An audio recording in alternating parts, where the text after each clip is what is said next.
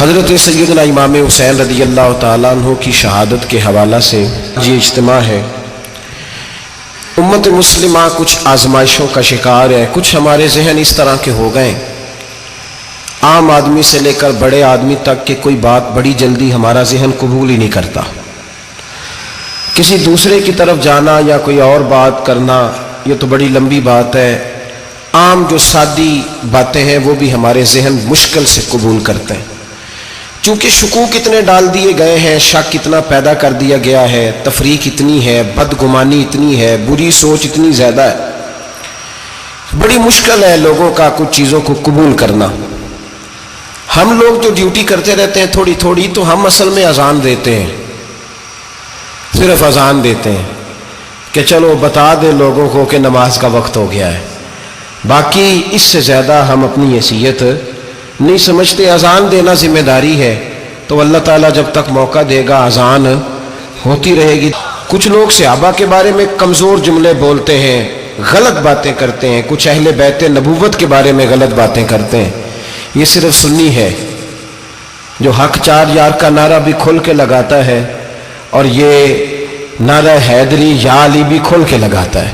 یہ اللہ نے صرف ہمیں مقام، وہ الگ بات ہے کہ ہم لوگ سننے کو تیار نہیں، سمجھنے کو تیار نہیں کہ اللہ نے ہمیں مرتبہ کتنا عطا فرمایا ہے۔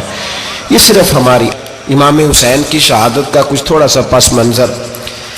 شہادت ہمارے ہاں بیان ہوتی ہے اس انداز میں کہ لگتا ہے کہ کسی مظلوم بندے کو کسی نے پکڑا ہوا تھا تو وہ سارے اسے مار رہے تھے اور وہ منتیں کر رہا تھا کہ مجھے نہ مارو، اتنی ہائے ہائے کی جاتی ہے کہ محسوس ہوتا ہے کہ امام علی مقام بڑے پریشان تھے کہ کسی طریقے سے، اور ان کا خاندان بڑا تکلیف میں تھا کہ جلدی کہیں کربلا سے نکل جائیں۔ حالانکہ اس دھرتی پہ، اس کائنات پہ صبر، شجاعت، استقامت اور حوصلہ جس سے کائنات سیکھے گی وہ صرف امام حسین ہی ہے۔ اتنے بڑے صابر آدمی کے بارے میں اس طرح کا رویہ اختیار کرنا کہ وہ تو گویا اس طرح کر رہے تھے کہ بس کسی طریقے سے میری معذرت، تو یہ امام حسین کی مظلومیت سنا کے لوگوں کو اس طرح کا کر دیا جاتا ہے، یہ انداز بتایا جاتا ہے کہ شاید واقعہ کربلا رونے دھونے کا نام ہے، حالانکہ بات یہ نہیں ہے۔ یزید کی لشکر جو امام حسین کے مقابلے میں آیا، امام حسین کے لشکر کی تعداد 72 تھی، تو یزید نے 22,000 آدمی، مجھے بتائیے 72 کا 22,000 سے کو مقابلہ ہوتا ہے؟ بولیے۔ عمر بن سعد نے پھر عبید اللہ ابن زیاد کو لکھا کہ 22,000 بندے تھوڑے ہیں، کچھ بندے زیادہ بھیج۔ تو عمر بن سعد کو عبید اللہ ابن زیاد کہنے لگے کہ تو پاگل تو نہیں ہو گیا، 72 کے لشکر کا 22,000 بھیجا، اور کتنا بھیجو؟ تو اس نے کہا تمہیں یہ نہیں پتا یہ لوگ کون ہیں؟ یہ مولا علی شیر خدا کی اولاد ہے، ان میں ایک ایک شخص ایسا ہے جو 1,000 کے مقابلے میں لڑنا جانتا ہے۔ تو یہاں کمزوری دکھائی جاتی ہے، ہمارے بچے سمجھنے لگے ہیں کہ یہ شاید کوئی ایسی داستان ہے، اور اس طرح کا ماحول ٹی وی پہ میں دیکھ رہا تھا، اس طرح کا ماحول بنایا جاتا ہے جیسے کوئی خوف ہے، یعنی واقعہ کربلا کوئی ایسا واقعہ جسے دیکھ کے خوف طاری ہو جائے، بچے راتوں کو ڈرے، وہ اکیلے درخت دکھائے جا رہے ہیں اور تیر دکھائے جا رہے ہیں۔ او یار کیا قوم کی تربیت کر رہے ہیں؟ واقعہ کربلا حوصلے کا نام ہے، دلیری کا نام ہے۔ سنیں بات اصل میں کیا تھی، بڑے ٹھنڈے دماغ سے میری بات کو سمجھیے گا۔ حضرت مولا علی شیر خدا کے بعد مسلمانوں کے متفقہ امیر بنے تھے حضرت امیر معاویہ، انہیں امیر کس نے بنایا تھا؟ امام حسن نے، حضرت علی کے بڑے صاحبزادے حضرت امام حسن نے ان سے صلح کی، انہیں خلافت دی، اور صحیح بخاری میں نبی پاک نے فرمایا تھا میرا بیٹا حسن سردار ہے، جب مسلمانوں کی جماعتوں میں لہو بہہ جائے گا تو حسن ان کی صلح کرا دے گا۔ وہ صلح امام حسن نے کرائی، جناب امیر معاویہ امیر بن گئے۔ حضرت امیر معاویہ رضی اللہ تعالیٰ عنہ بڑا پیار کرتے تھے نبی پاک سے، بڑا احترام کرتے تھے حضور کے خاندان کا، ان کی جو اجتہادی خطائیں ہیں وہ اپنی جگہ پہ موجود ہیں، چونکہ امام حسن نے ان سے صلح کر لی، لہذا ہم بھی ان کے بارے میں کوئی جملہ کہنے کے مجاز، ہماری مجبوری امام حسن ہے، اس لیے کہ جسے امام حسن صحیح کہے پھر امام حسن کے ماننے والے کو اسے غلط نہیں کہنا چاہیے۔ حضرت امیر معاویہ رضی اللہ تعالیٰ عنہ کا جب وصال ہوا تو حضرت امام حسن پہلے ہی ان سے وصال کر گئے، آپ کو زہر دے دیا گیا، آپ شہید ہو گئے۔ امام حسین موجود تھے، تو یزید کے بارے میں لوگوں نے کہا جناب امیر معاویہ سے کہ یہ ٹھیک ہے، مناسب ہے، اور بہادر ہے، دلیر ہے. وہ جو ہوتے ہیں نا خوشامدی ٹولہ، ہمارے ملک میں جو اچھی خوشامد کرے اسے اچھی وزارت ملتی ہے، اچھی وزارت اسے دیتے ہیں. جو ذرا صحیح بدتمیز بھی ہو اور صحیح وکالت کرنے والا اسے وزارت صحیح دیتے ہیں. تو حضرت امیر معاویہ کے گرد بھی کچھ ایسے لوگ تھے، انہوں نے آپ سے کہا کہ یزید کو نامزد کر دیں. تو آپ نے یزید کو بلایا، حوالہ مجھ سے دیکھ لیجئے گا. بلا کے فرمایا کہ 3 بندوں کے سامنے اپنی خلافت پیش کرنا، اگر وہ تجھے مان جائیں تو امیر بن جانا، نہ مانے تو چپ کر کے گھر بیٹھ جانا. وہ 3 بندے کون ہیں؟ جناب عبداللہ ابن عباس، حضرت عبداللہ بن زبیر اور امام حسین رضی اللہ تعالیٰ عنہ. یہ وصیت فرمائی جناب امیر معاویہ. ہوا یہ کہ یزید جب امیر بنا نا، 2-3 چیزیں ہوتی ہیں جب کسی بندے کو قابو کرنا ہوتا ہے، 2-3-4-5 چیزیں ایسی ہوتی ہیں جس سے بندہ قابو آتا ہے. تو اس نے بھی فوری طور پہ، یزید نے دیکھا میرے لیے مسئلہ کیا بن سکتا ہے. ولید بن عتبہ اس وقت مدینے کا گورنر تھا. یزید نے اس کو خط لکھا کہ امیر عرب کا رواج آج بھی ہے کہ جب تک نئے خلیفہ کی بیعت نہیں ہو جاتی پرانے کے انتقال کی خبر ہی نہیں دیتے، اس کو رکھے رکھتے ہیں. یہ ان کا طریقہ ہے. وہ کہتے ہیں کہ ولی عہد اچھی طرح قبضہ کر لے پھر بتائیں گے. حضرت امیر معاویہ کا وصال ہو گیا، بتایا نہیں. یزید نے اب کیا کیا، چونکہ بڑا چلاک آدمی تھا، بڑا شاطر تھا، بڑا تیز تھا، بڑا عجیب اس کا مزاج تھا. یہ چلاک لوگ زندگی میں ہمیشہ دھوکہ کھاتے ہیں. چلاکیاں انسان کو گراتی ہیں اور اتنا منہ چھیل جاتا ہے کہ منہ پہچانا ہی نہیں جاتا. بندہ اپنے آپ کو رب رسول کے حوالے کر دے تو اللہ بڑی بہترین جزائیں عطا کرتا ہے. یہ لوگ تیزی دکھاتے ہیں بعض. تو یزید بھی تیزی دکھانے والا تھا. اس نے ولید کو خط لکھا کہنے لگا کہ فوری طور پہ عبداللہ ابن عباس کو بلاؤ اور اسے کہو میری بیعت کریں. یہ جو بیعت ہوتی تھی نا، یہ بھی سن لے کیا ہوتی تھی. یہ بیعت حلف ہوتا تھا. حلف کہ میں اللہ رسول کے نام پہ حلف دیتا ہوں کہ میں یزید کی اطاعت کروں گا، میں اس کے خلاف کوئی بغاوت نہیں کروں گا. یہ بیعت لوگ سمجھتے ہیں کہ بس ہاتھ پکڑنے کا نام بیعت تھا. اس بیعت کا متبادل جمہوری ملکوں کے اندر ووٹ آیا ہے، اس کا متبادل لفظ. تو کہا بیعت کرے. حضرت عبداللہ ابن عباس کو بھی بلاؤ، عبداللہ بن زبیر کو بھی بلاؤ، امام حسین کو بھی بلاؤ. امام حسین آدھی رات کے وقت بیٹھے تھے مسجد نبوی میں، چونکہ 5 نمازوں کی آپ امامت کرتے تھے. ہن اللہ خیر کرے، جڑا نماز پڑھائے ہو مولوی تو جڑا ٹل پائے ہو پیر، جڑا مہینہ نہ نہائے چھوٹا پیر، تو جڑا 6 مہینے نہ نہائے ہو بڑا پیر. کہتے بابا پہنچے ہیں، کڑے چھڑے جو پہن لیے. بھائی امام حسین تو نمازیں پڑھاتے تھے، مولا علی تو نمازیں پڑھاتے تھے، مسجد کے خطیب تھے. اب اس کو تو مولوی کہہ دیا جاتا ہے بیچارے کو. تو ملنگ کون ہوتا ہے جی؟ کہتے جڑا کپڑے کٹ پائے. کیا تماشا ہے، قوم جدھر دل کرتا ہے نکل جاتی ہے. امام حسین نماز پڑھا کے عشاء کی بیٹھے تھے جناب عبداللہ بن زبیر. عبداللہ بن زبیر کون تھے؟ یہ نبی پاک صلی اللہ علیہ وسلم پھپھی کے پوتے تھے اور جناب صدیق اکبر کے نواسے تھے، حضرت عبداللہ بن زبیر. اور جناب زبیر بن عوام عشرہ مبشرہ صحابی ہیں، ان کے بیٹے تھے. بہت زیرک آدمی تھے. یہ بھی امام حسین کے پاس بیٹھے تھے. عبداللہ ابن عباس بھی تھے جو حضور کے چچا کے بیٹے ہیں، اس امت کے پہلے مفسر ہیں قرآن پاک. یہ لوگ بیٹھے تھے. تو ولید نے ایک بندہ بھیجا، اس نے آ کے کہا جناب آپ کو گورنر صاحب نے بلایا ہے. تو عبداللہ بن زبیر کہنے لگے حسین اس وقت بلانے کی بات سمجھ میں نہیں آئی. تو امام حسین بڑے بصیرت والے تھے، اللہ نے بصیرت دی تھی.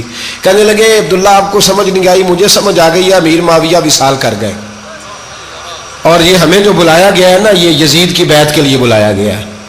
تو کہا پھر آپ آدھی رات کو نہ جائیں، آپ کے لیے خطرہ ہوگا. تو امام حسین فرمانے لگے خطرہ حسین کو نہیں ہوتا، حسین کو خطرہ نہیں. کہا پھر بھی آپ مہربانی کریں ذرا احتیاط سے جائیں. تو جناب عبداللہ ابن زبیر نے، عبداللہ ابن عباس نے 14 بندے نیزے دے کے، تلواریں دے کے امام حسین کے ساتھ بھیجے اور کہا کہ امام حسین اگر اس نے کوئی غلط ملت بات کی نا، زبردستی بیعت کرنے کا کہا، تو آپ بس کوئی ایک بات اونچی آواز میں کر دینا، یہ سپاہی پیچھے آ جائیں گے. امام حسین ان 14 بندوں کو لے کے گورنر ہاؤس پہنچ گئے. جب آپ وہاں پہنچے اس نے بتایا، اس نے کہا جی حضرت امیر معاویہ انتقال کر گئے اور آپ نے یزید کی بیعت کرنی ہے. تو امام حسین فرمانے لگے میں چھپ کے بیعت نہیں کروں گا، مجمع لگاؤ، جمعے والے دن اعلان کرو. جو طریقہ ہے حضرت ابوبکر صدیق کا، جو طریقہ ہے حضرت عمر فاروق کا، جو انداز حضرت عثمان غنی کا ہے، جو مولا علی کا ہے، سر عام اعلان کرو. اگر ساری دنیا یزید کی بیعت کرے گی تو میں بھی تیار ہوں. تم مجھ سے بیعت لے کے پھر لوگوں کو بتانا چاہتے ہو کہ حسین بیعت کر رہے ہیں تو تم کیوں نہیں کر رہے؟ میں عام آدمی نہیں ہوں لہذا چھپ کے بیعت نہیں کرتا. جب یہ بات کی نا تو ولید بڑا نرم دل تھا اور امام حسین کی شان کو جانتا تھا. وہ جانتا تھا یہ نبی پاک کا خاندان ہے. اس نے کہا جی مجھے تو حکم تھا، باقی آپ حضور کے نواز ہیں، میں کر کچھ. وہاں ایک بڑا بدبخت شخص بیٹھا تھا، عبد الملک بن مروان. وہ ولید سے کہنے لگا کہ اگر حسین آج تمہارے ہاتھ سے نکل گئے تو تمہارے لیے بہت بڑا مسئلہ کھڑا ہو جائے، انہیں جانے نہ دینا، یا بیعت کراؤ یا ان سے کہو جنگ کے لیے تیار ہو. تو امام حسین رضی اللہ تعالیٰ عنہ کے کانوں میں آواز گئی تو فرمانے لگے ابن مرجانہ، اگر تیرے اندر جرت ہے تو آ سامنے حسین کے، اس کے کانوں میں باتیں نہ کر، کانا پھوسی نہ کر، باہر آ میدان میں، شرارت نہ کر، باہر آ، میں تمہیں ابھی بتاتا ہوں کہ حسین سے مقابلہ کرنے کا انجام کیا ہے.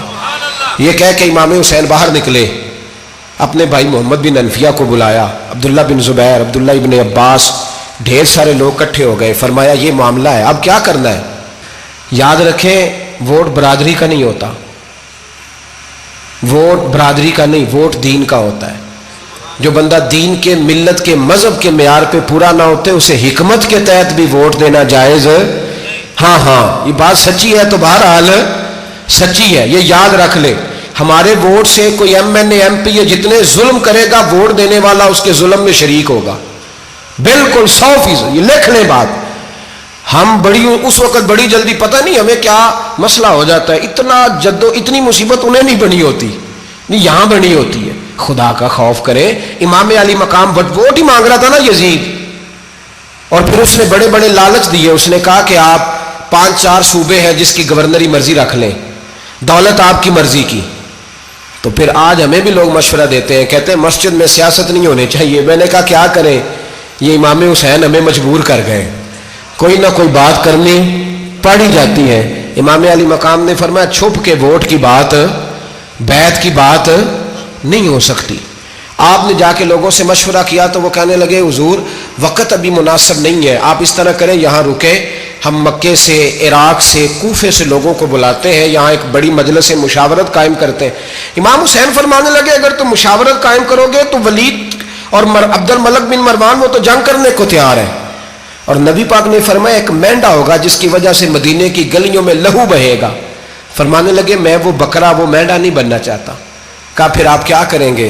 تو امام حسین رو پڑے، فرمانے لگے میں مدینہ چھوڑ جاؤں گا لیکن مدینے کی حرمت پامال نہیں ہونے دوں گا. امام علی مقام آدھی رات کے وقت نکلے. سیدہ فاطمہ کا دروازہ ایک اس دن تھا جس دن حضرت مولا علی کوفے چلے گئے تھے، اور دوبارہ آج تالا لگا جب امام حسین نکلے. آپ جنت البقیع کے پیچھے کھڑے ہو کے حضور کا روضہ دیکھنے لگے. اس وقت گنبد تو نہیں ہوتا تھا، روضہ دیکھنے لگے. نانا تیرے کرم کے خزینے کی خیر ہو، میں جا رہا ہوں تیرے مدینے کی خیر ہو. سارا خاندان لے گئے، مکے تشریف لے گئے. حج کے ایام قریب آنے والے تھے. امام حسین نے وہاں لوگوں سے باتیں کی. جب امام حسین وہاں سے پہنچے تو کوفے سے خط آنے لگے. کوفہ حضرت علی کا دارالخلافہ تھا، وہاں آپ کے محبین، پیار کرنے والے ڈھیروں تھے. انہیں خط لکھے کہ حضور آپ چپ کر کے بیٹھے ہوئے ہیں اور ہمارے اوپر یزید مسلط ہو گیا ہے. آپ اگر میدان میں نہیں نکلیں گے، آپ نہیں آئیں گے تو ہم اللہ کی بارگاہ میں شکوہ کریں گے کہ کوئی ہماری کمان کرنے کو تیار ہی نہیں ہوا. اور وہ خط 1 2 3 نہیں آئے، وہ خط اتنے تھے کہ 3 بوریوں میں بھرے تھے امام حسین نے، 3 بوریوں میں. اب مجبوری ہو جاتی ہے، حق کے لیے کئی دفعہ بات کرنا مجبوری ہوتی ہے، اگر نہیں کرے گا تو پھر اس کو بھی قبر میں جواب دینا پڑے گا. امام علی مقام رضی اللہ تعالیٰ عنہ نے مکے میں اب لوگوں کو جمع کیا مشورے کے لیے. ہر بندے نے کہا حضور وہ بلا تو رہے ہیں پر اپنے وعدوں کے پکے